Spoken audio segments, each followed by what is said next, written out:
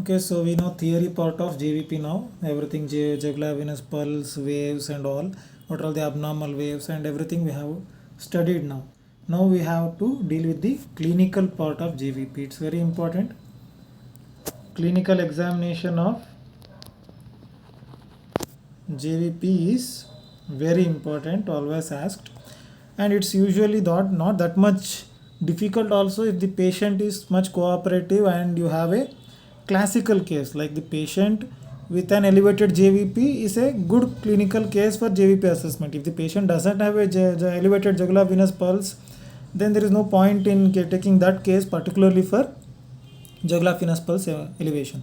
So you need to know what all the cases where will be classically JVP will be elevated, where you have RV failure. That is very important thing for the beginner to assess what is the elevated JVP, because then you will be differentiating between what are A waves, what is V wave and all. That's the next step. First step is you should know how to assess the elevation of the JVP.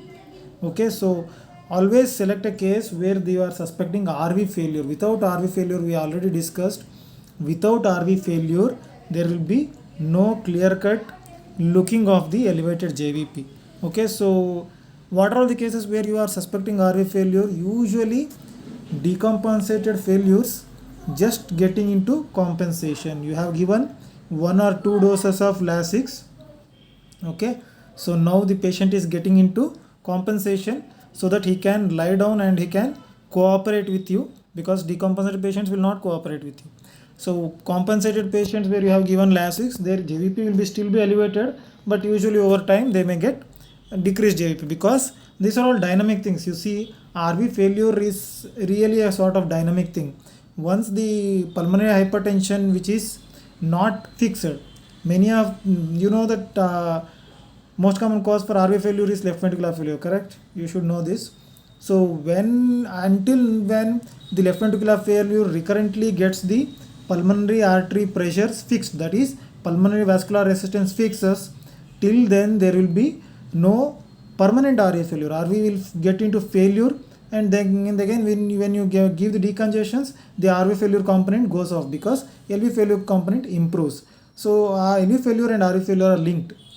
So many times what happens when the patient, you have taken the case immediately next day after the admission, and what will happen is there will be increased JVP, there will be beautiful CV waves seen, the tricuspid regurgitation you counted on every findings, you got it, but the examiner will not be seen on that day. So after 2 days you will present the patient to the same examiner, and the same patient, but classical findings of whatever you got will be there.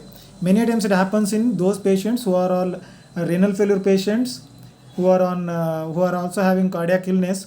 In those, the next day the dialysis will happen and all decongestion will be happening, and the patient's TR will get decreased, and RV failure would have decreased, and PCWP would have decreased. So patient CV waves would have gone away and JVP would have become normal, and the examiner will quote you that there is no JVP, elevated JVP and all. Then you should tell that the patient was examined 2 days back and the patient was most probably in decompensated phase, so all the waves were clearly seen.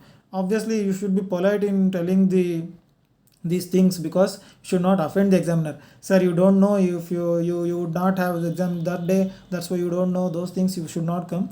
You should always start your answer with maybe or can it be. Okay, always to the examiner. If the finding is not seen and the examiner is asking why the finding is not seen, you should ask maybe or can it be, or sir, is it possible. These words you should be using. You should not go ahead and tell that exactly this is what has happened, because nobody knows what exactly would have happened. Okay, this is the basics of clinical examination of JVP. I don't know, it already dragged me 5 minutes. So in the next class we will start with the actual differentiation of JVP to carotid, and how will you actually differentiate between JVP and carotid in the clinical examination. Okay, thank you.